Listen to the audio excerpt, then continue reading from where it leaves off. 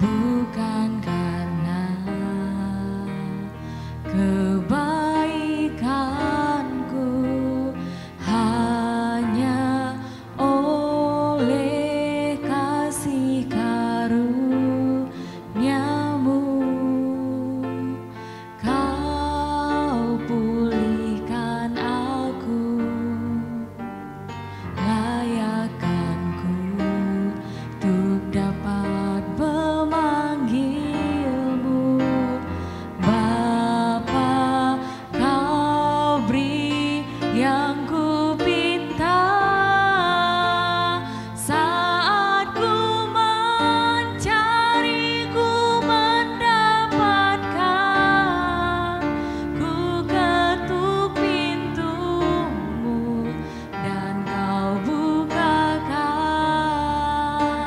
sebab Kau Bapa-Ku, Bapa yang kekal. Takkan Kau biarkan aku melangkah hanya sendirian. Kau selalu ada bagiku, sebab Kau Bapa-Ku, Bapa yang kekal.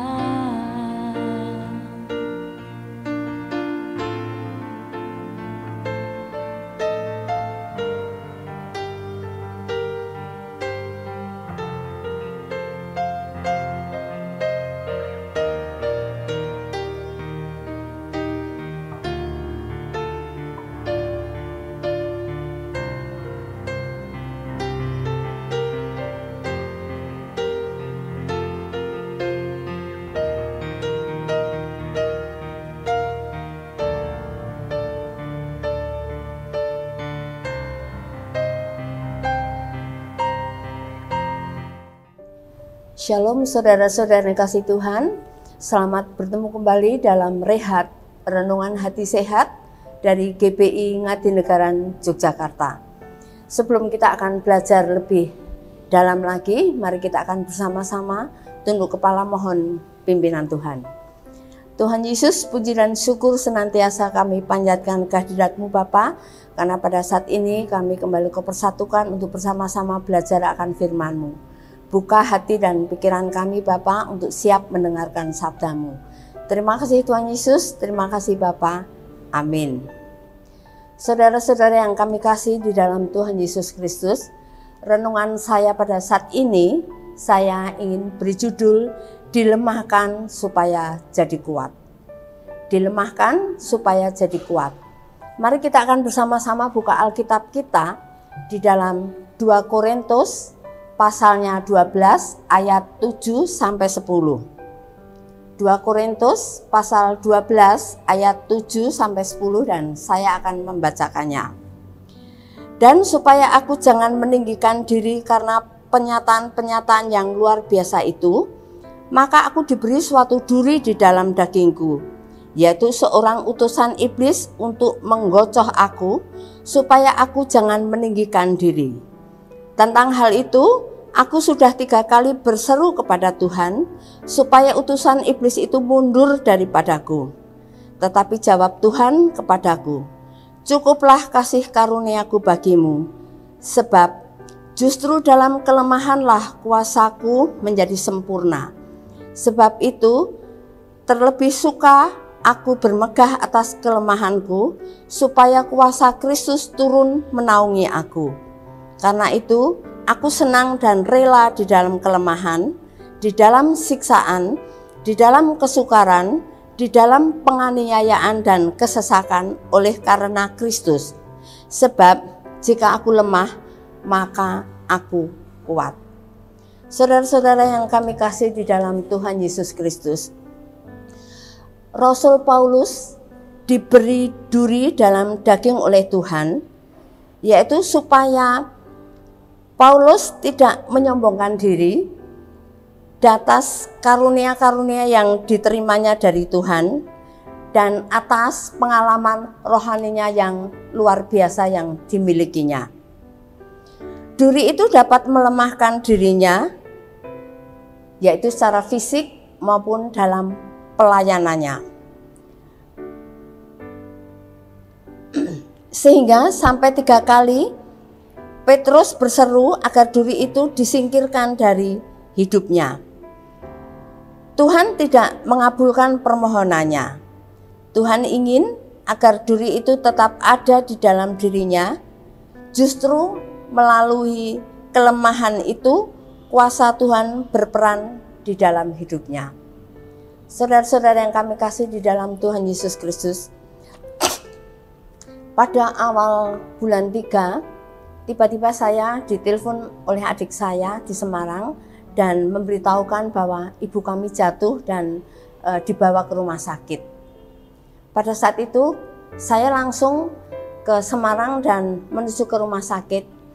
Dan hasil rongsen ibu kami jatuh, ternyata tulang pinggul sebelah kanan kaki ibu patah. Dulu sebelah kiri patah dan sudah dioperasi berhasil, sekarang pinggul yang di sebelah kanan patah. Dan dokter tidak berani mengoperasi karena kondisi ibu kami memang sudah sepuh dalam usia 100 tahun kurang 4 bulan. Di samping itu memang ada pembengkakan di dalam jantung ibu kami, juga sedikit ada infeksi di dalam paru-paru ibu kami. Sehingga dalam jangka 5 hari ibu kami diopnam di rumah sakit dan diperbolehkan pulang dan hanya dirawat di rumah dengan obat-obatan. Saudara-saudara yang kami kasih di dalam Tuhan Yesus Kristus, jika kaki kanan ibu itu gerak sedikit, ibu kami merasa kesakitan. Dan apalagi pada saat kami mengganti pampers, ibu kami merasa kesakitan. Dan pada saat ibu kami merasakan kesakitan itu, kami yang menunggui memberi masukan kepada ibu, kami mengatakan, ibu, kalau ibu merasa sakit apapun yang dirasakan, ayo berdoa kepada Tuhan. Ibu kami selalu berdoa. Beliau bilang, Tuhan Yesus tolong saya, sembuhkan saya, damai sejahtera Tuhan ada dalam hidup saya. Sewaktu-waktu ibu kami merasa sakit, itu yang dilakukan ibu kami. Pada bulan April, tiba-tiba ibu kami mengatakan pada saya bahwa ibu kami ingin semua anaknya datang untuk mendoakan ibu saya. Lalu juga ibu kami meminta supaya pendeta Martinus Sumendi yang dari Jogja datang ke Semarang untuk mendoakan ibu saya. Lalu saya berusaha menelpon Bapak Pendeta Martinus waktu yang kira-kira senggang kapan supaya bisa datang ke Semarang untuk mendoakan ibu saya yang sakit. Puji Tuhan, akhirnya ada tanggal yang kosong tidak pelayanan, yaitu tanggal 15 April. Bapak Pendeta berjanji bersama ibu datang ke Semarang untuk mendoakan ibu saya. Sebelum Bapak Pendeta datang ke Semarang, kami menghubungi seluruh saudara kami yang dari luar kota supaya datang ke Semarang untuk mendoakan ibu. Betul pada tanggal 15 April kami berkumpul dan Pak Pendeta bersama ibu datang ke rumah Semarang. Pada saat itu kami mengadakan suatu persekutuan kecil ya. Bapak Pendeta yang memimpin di dalam acara tersebut. Lalu beliau mengatakan bahwa seluruh anaknya dari yang tertua sampai yang ragil supaya bersimpuh di hadapan ibu, minta maaf segala kesalahannya kepada orang tuanya. Kami lakukan dari yang tertua hingga yang terkecil, kami semua mohon maaf kepada ibu. Masing-masing kami bersimpuh dan ibu kami memaafkan. Saudara-saudara yang kami kasih di dalam Tuhan Yesus Kristus, setelah itu Bapak Pendeta mendoakan ibu saya. Dan setiap doa yang Bapak Pendeta ungkapkan, ibu kami selalu mengaminkan dengan lantang, selalu amin, amin, amin. Lalu Bapak Pendeta ngendiko kepada ibu saya bahwa, Bu, saya akan mendoakan ibu dan ibu akan menirukan setiap doa yang saya panjatkan. Ibu saya bilang, iya. Lalu menirukan dengan jelas, dan selesai itu lalu ibu kami bilang kepada Bapak Pendeta Martinus, Bapak Pendeta dan Ibu, saya ucapkan terima kasih karena sudah datang dan mendoakan saya. Saudara-saudara yang kami kasih di dalam Tuhan Yesus, setelah acara selesai, lalu pada tanggal 23 April yang lalu, sore-sore, tiba-tiba ibu kami memanggil saya, Tuti, gitu, lalu mendekap saya. Badanku sakit semua. Lalu saya rangkul ibu, saya terus elus-elus badan ibu, dan saya bilang kepada ibu, Ibu, ayo datang kepada Tuhan, berdoa kepada Tuhan. Lalu ibu kami berdoa, Tuhan Yesus tolonglah saya, sembuhkan saya, damai sejahtera Tuhan ada di dalam hidup saya. Itu yang diucapkan ibu saya. Lalu setelah itu adik saya datang. Adik saya Hani habis mengajar lalu datang, dan dia juga memeluk adik saya Hani. Dia bilang, Hani, tolong saya, badan saya sakit semua. Lalu adik kami, ya ayo saya bawa ke rumah sakit. Lalu saya ganti baju dan semuanya, lalu karena rumah saya tinggi ya, mungkin mau ke bawah itu harus melalui 3 tangga di luar itu.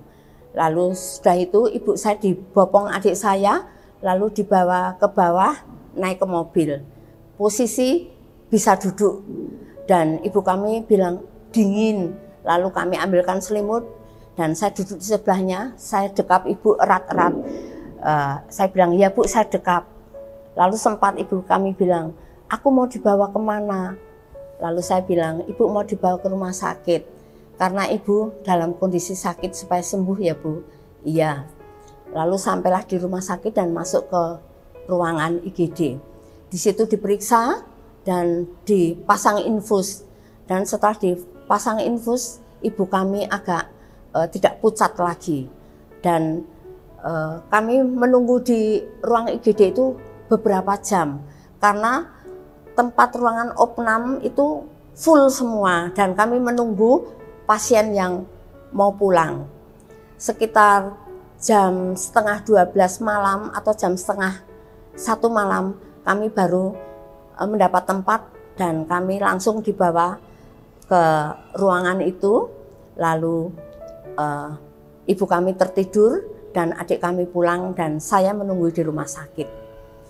Saudara-saudara yang kami kasih di dalam Tuhan Yesus Kristus, keesokan harinya ibu kami dibangunkan karena harus mandi pagi. Itu jam setengah 5 pagi sudah dimandikan. Lalu ibu kami masih tertidur. Lalu tibalah saatnya untuk makan pagi jam 7. Ibu kami bangunkan. Saya bilang, Bu, dahar. Lalu ibu kami bilang, nggak mau gitu. Ibu dahar supaya ini menjadi kekuatan ibu, nggak mau. Tapi sedikit saya paksa, akhirnya mau.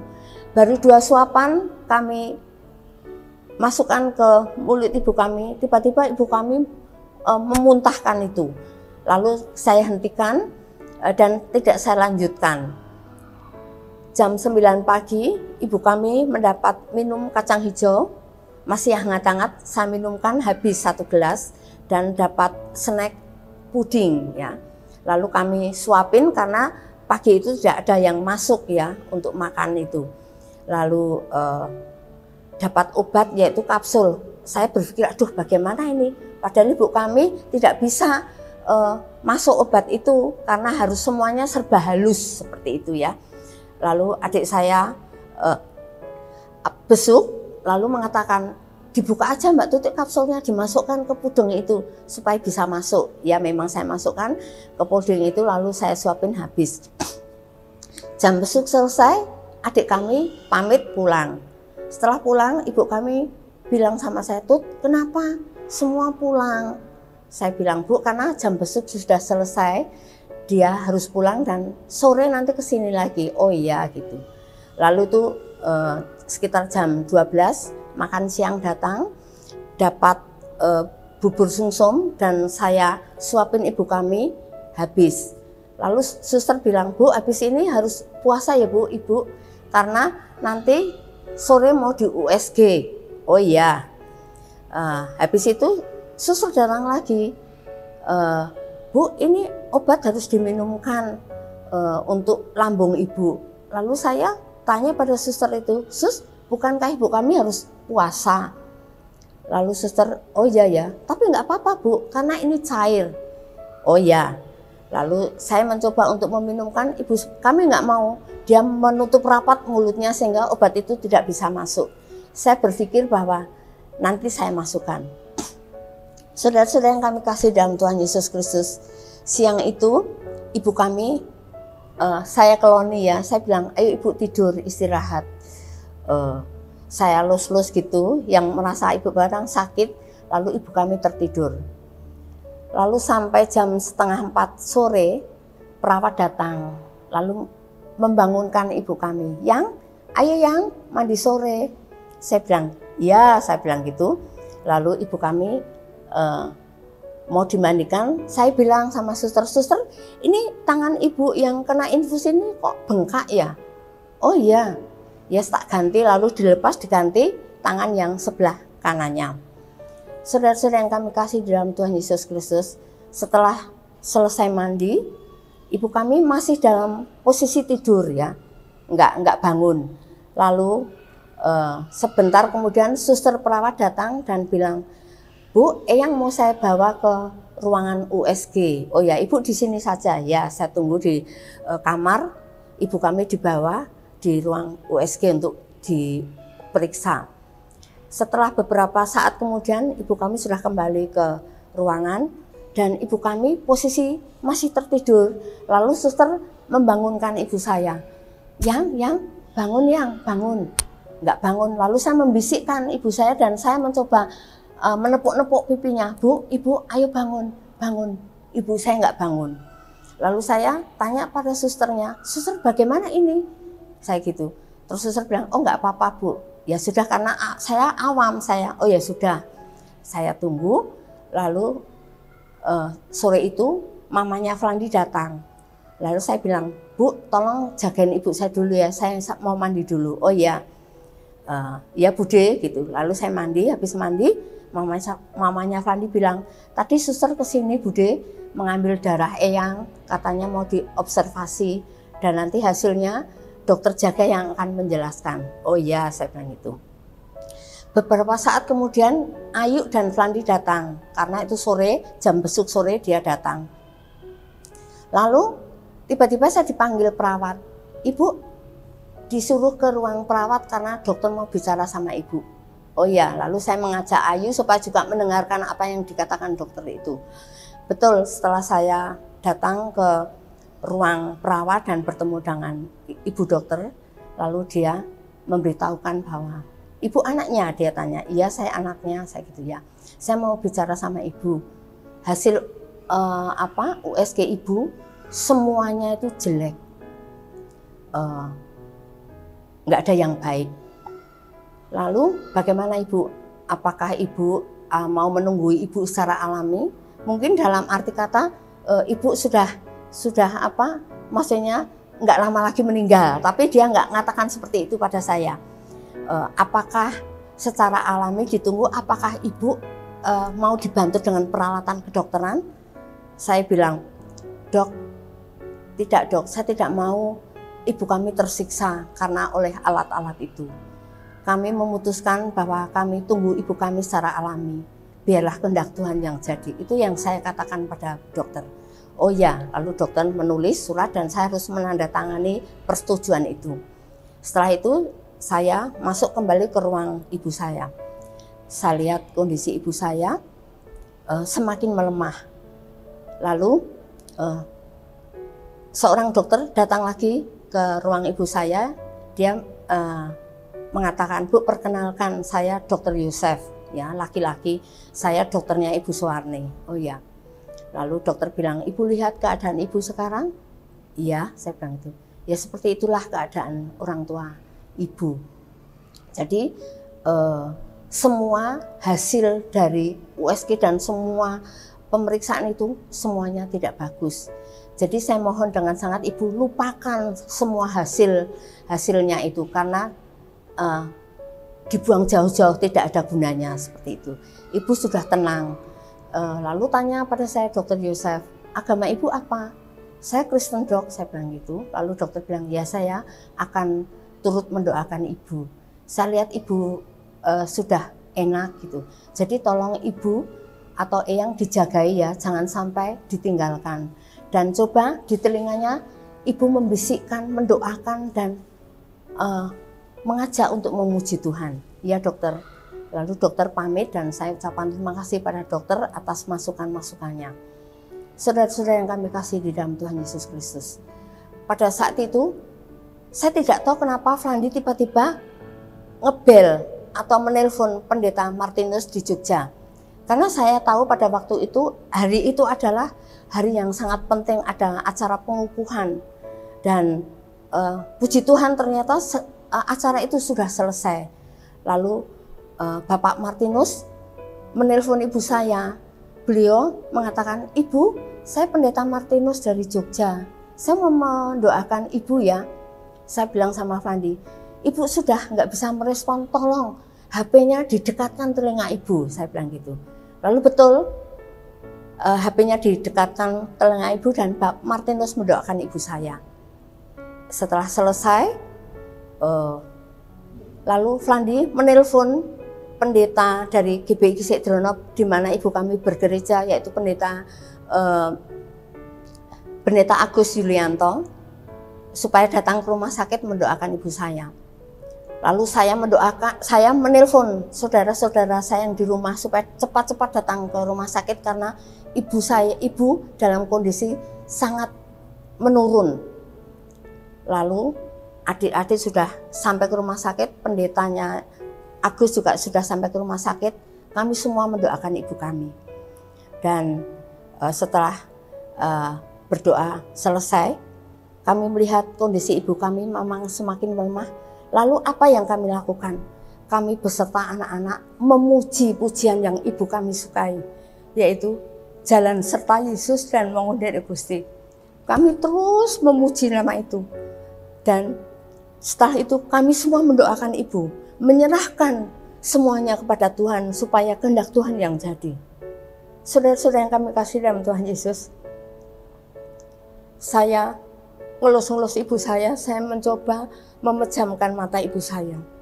Ibu saya terpejam, lalu tiba-tiba dia membuka matanya lebar sekali dan dia menoleh melirik ke sebelah kanan, karena sebelah kanan itu adalah adik saya Hani yang selama ini bersama ibu kami. Dia melihat, lalu tiba-tiba matanya melihat ke atas. Lalu saya mendekati ibu saya dan saya membisikkan ke telinga ibu saya. Saya bilang, malaikat Tuhan menjemput ibu ya. Ibu, pergilah bersama Tuhan Yesus. Tuhan Yesus penggandeng tangan ibu. Habis itu, ibu kami memejamkan mata dan akhirnya dipanggil Tuhan. Kami semua melihat bagaimana proses ibu kami pada saat dipanggil Tuhan. Kami merasa sedih, kami merasa kehilangan, tetapi kami sadar bahwa itu yang terbaik bagi kami. Karena selama ini kami sebagai anak-anak terus mendoakan ibu, supaya Tuhan melepaskan penderitaan ibu. Dan ibu kami memang sudah memasrahkan hidupnya kepada Tuhan Yesus. Kami merasa puji Tuhan karena Tuhan terus menguatkan kami semua, sehingga kami bisa menerima semuanya ini karena kami semua merasakan bahwa Tuhan lebih mengasihi ibu kami. Saudara-saudara yang kami kasih di dalam Tuhan Yesus Kristus, ketika Paulus sudah mengerti bahwa kelemahan itu adalah sarana Tuhan berperan dalam hidupnya, atau agar dia selalu mengandalkan Tuhan dalam hidupnya, maka akhirnya dia menyambut kelemahan itu dengan senang hati. Dan Rasul Paulus berkata, sebab jika aku lemah, maka aku kuat. Saudara-saudara yang kami kasih di dalam Tuhan Yesus Kristus, artinya bahwa kelemahan itu mendorong dia mengandalkan kuasa Tuhan. Itulah karakter yang Tuhan inginkan dari setiap kita anak-anaknya yang percaya kepada Tuhan Yesus. Inilah yang disebut kuat di dalam Tuhan. Amin. Mari kita akan tutup dalam doa. Tuhan Yesus, terima kasih atas firman yang sudah kami dengar bersama. Biarlah ini memberkati kami dan kami menyadari bahwa kekuatan yang terbesar hanya di dalam tangan-Mu saja. Kami meyakini itu bahwa hanya di dalam Yesus ada kekuatan yang luar biasa. Terima kasih Tuhan Yesus. Terima kasih Bapa. Amin. Tuhan memberkati.